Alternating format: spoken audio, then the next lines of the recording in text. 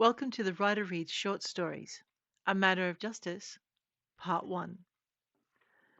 The unicorn screamed, fleeing from the roar that was louder than any dragon, fleeing from the wind that burned more fiercely than dragon's breath. The pixies and elves raced after them, trying to stop them from bolting headlong onto the highway and glad, for once, of mankind's love of fences. And then they stopped. They did have the fences, and the humans would help with any unicorn injuries. The dryads, on the other hand, had no one but the elves, and they were in danger of burning. Turning back toward the searing wind and the roaring scream of Sorella looked up. Well, it wasn't a bird, but it still had wings. Catch it, she ordered, and the nearest elves looked at her in surprise. Catch that? Wizards! Sorella bellowed, lowering her pitch and drawing power from her chest and not her throat. Stop it falling! Ah, that made sense. Not that there were many wizards, but there might just be enough. The elven leader ran forward, coming to a halt in the gleaming white monster's path. Seeing the wizards weren't going to be enough, she looked around. The flash of myriad wings caught her eye. Pixies! I call on Alim's treaty! Help us! Stop it falling! This time she augmented her voice with magic, easing the strain on her throat and making her command roll further. She might not be a wizard, but some small tricks were still within reach. A swarm of colour answered her, flying straight at the white craft's belly. A myriad of tiny hands stretched above a myriad of tiny heads and pushed against the roaring beast, slowing its downward plunge. The roar grew to a scream, and Sorella noted the flames licking along its wings. No wonder the thing was screaming. Douse those flames! She cried. Sprites, I remind you of the dawn of gates. Help us!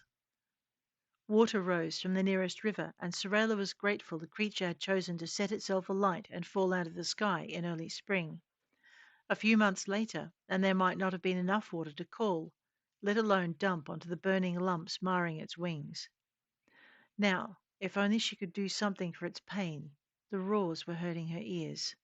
They were so loud she did not hear the sound of a familiar engine. You need to get the pilots to turn off the engines. Vestrian's voice in her ear made Sorella jump. The what? The engines. Look, there's no time. I need a dozen pixies and a mind speaker. Sorella didn't know what Vestrian was on about, but he knew the humans and their creatures better than she did.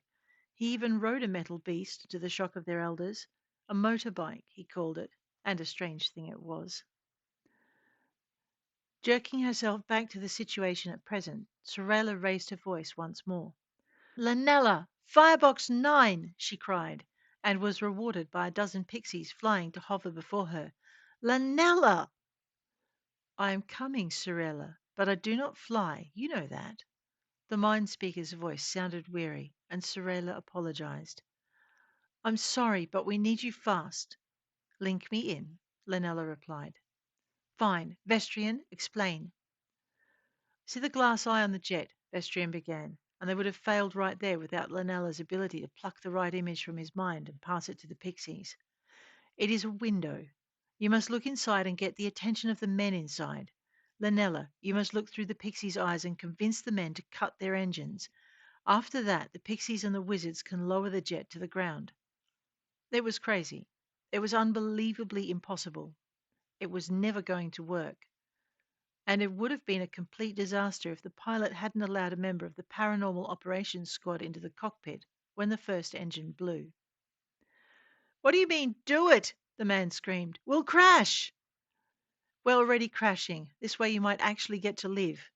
But those are, just cut the goddamned engines. And they had. And the pixies had been caught by surprise.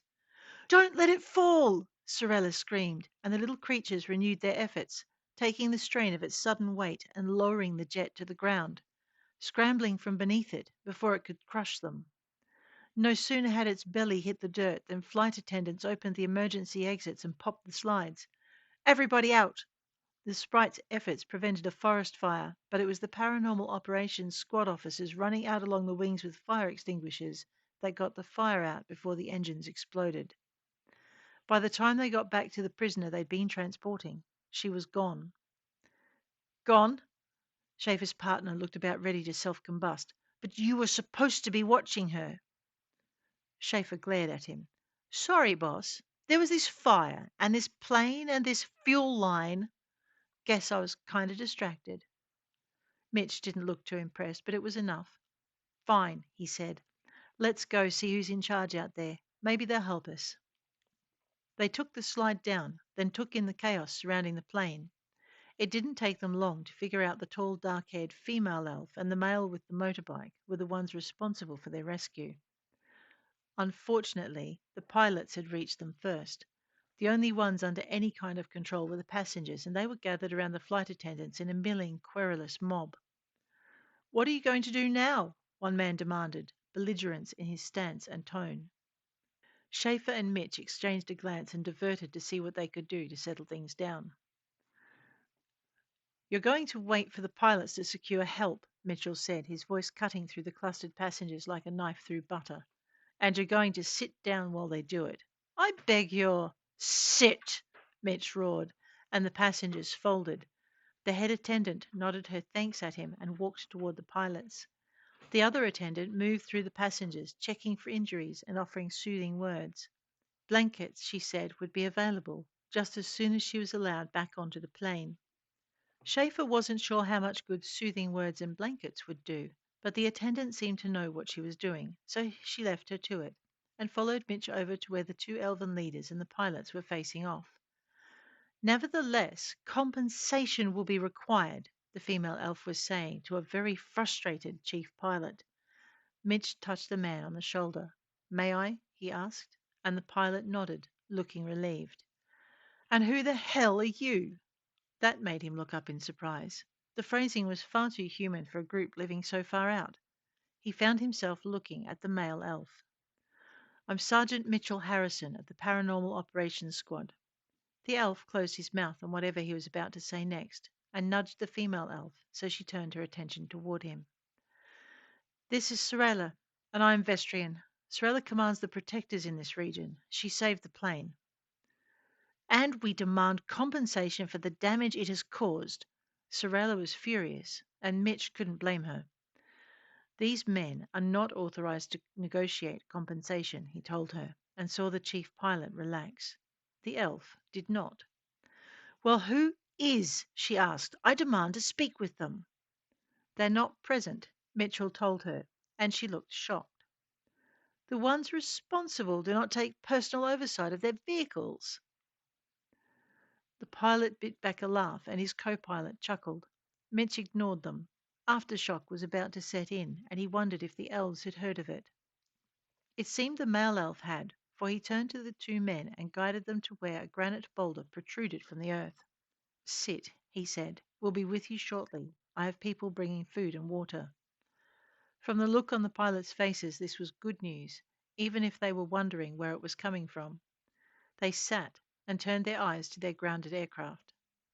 We should have put the landing gear down, the co pilot said as Vestrian walked away. Mitch heard the pilot's murmur of agreement and ignored them in order to focus on the elven woman. Forgive me, Commander, he said. We do not know the correct forms.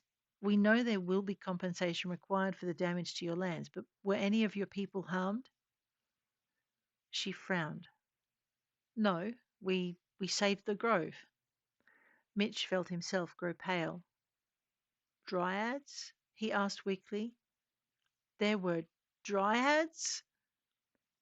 Are you sure you don't need to sit down too? The male elf asked.